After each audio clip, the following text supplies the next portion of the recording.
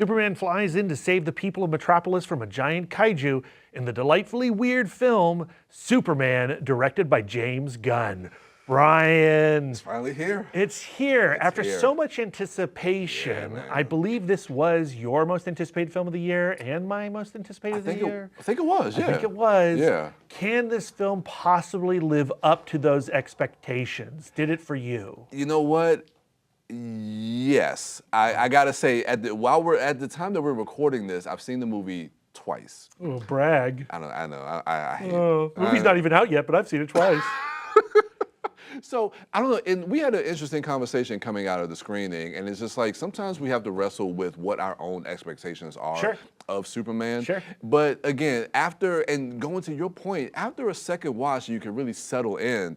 I love this movie. Yeah, I'm so happy. It really worked, like all the beats of it really work. I think the best aspect of this film is also the most challenging aspect of this film, and it's the fact that Superman is something that we all have an opinion about. You know, That's true. Created in 1938 by Jerry Siegel and Joe Shuster, premiering in Action Comics #1.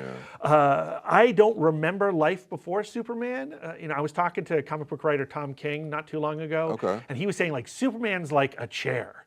You know, you don't remember when you met a chair. Yeah. Right? Like, the chairs just exist. Superman just exists. That's true. It's like the air around you. Yeah. And when I went into this movie, like, I want Superman to behave a certain way and be a certain way. And this movie is James Gunn's Superman. It's not Brad Gullickson's Superman. So you have to kind of let that go. Yeah. And once you do, if you can be a little less nerd about it, it's a great time at the movies. No, it really is a good time. And this movie, it really kind of dives deep into the weird and the science fiction, and like you say, the very James Gunn of it. But with all James Gunn movies, and his sensibilities really do kind of speak to me as a viewer with what he does as a filmmaker. He really does know how to bring in character and heart in with some of the zaniness of this world. We all know what Superman is, and we've gone through the origin many times through multiple mediums, over multiple generations. It doesn't need to retread any of that stuff. So this movie,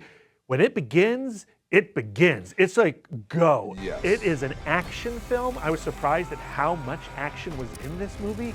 I think it would give Zack Snyder a run for its money in terms of how many fight sequences are in it. That's true. That's very true. Yeah, because like you say, the movie just starts and it goes. And another aspect of it that I really like too is how, and James Gunn has talked about this leading up to this movie, is how he is creating this movie as not a start to a world, but we're already living in a world. The world exists and we're visiting. That has metahumans, and everything. So I like how this movie kind of starts off really letting us know what the world that we are inhabiting. And like, the film is about what makes Superman special in a world of super beings. You know, when there is a Green Lantern, when there is a Hawk Girl, when there is a Metamorpho and kaijus, you know, like, so what's so special about this guy in blue and red?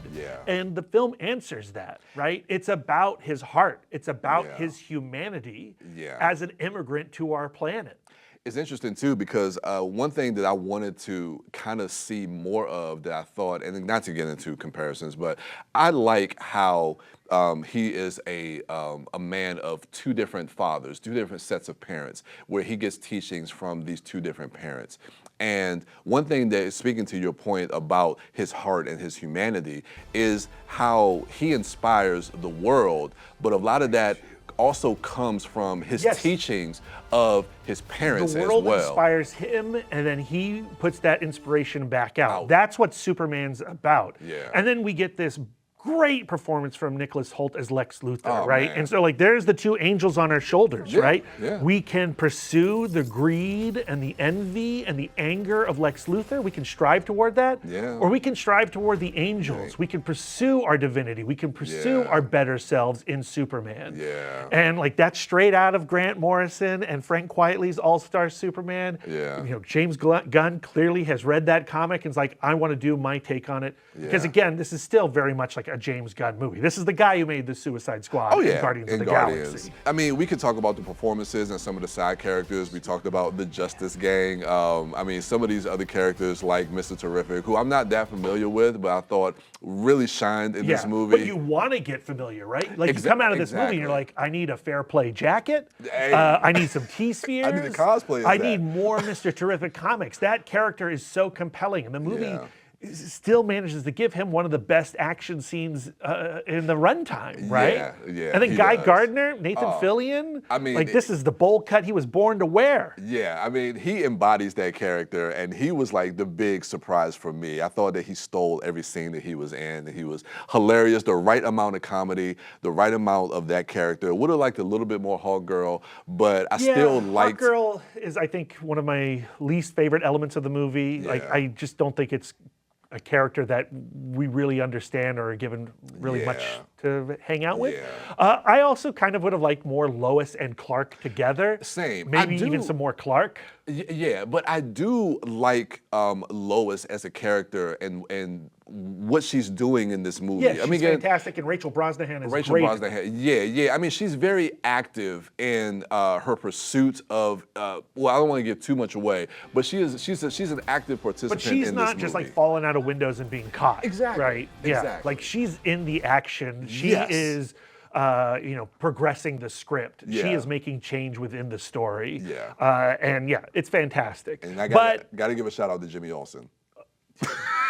Skylar, from the Righteous Gemstones, this is a different kind of Jimmy Olsen, although this is a Jimmy Olsen that you see in All-Star Superman. This guy gets it. He does. What's your rating for this one? I loved the movie. I had to settle into the vibe. Like it took me a little while to shed some of my preconceived biases about what should and should not be Superman. But at the end of the day, if this is going to be the DC universe, I'd rather be here than where Marvel is right now. Don't say that too loud. Actually, no, say it louder. Superman's great. Yeah, I love Superman 2. This is Superman, not Superman 2. We don't have that one yet. But yeah, this is a B+ for me. I absolutely love this movie, and it works better on rewatch. And I think with every watch after that, this movie is going to end up just rising in my estimation. I really, really enjoyed this movie. Definitely check this one out. See it on a big screen. See it. Oh, most definitely. If you liked what you just saw, then check us out on YouTube at PGC TV Online. And we'll see you at the movies.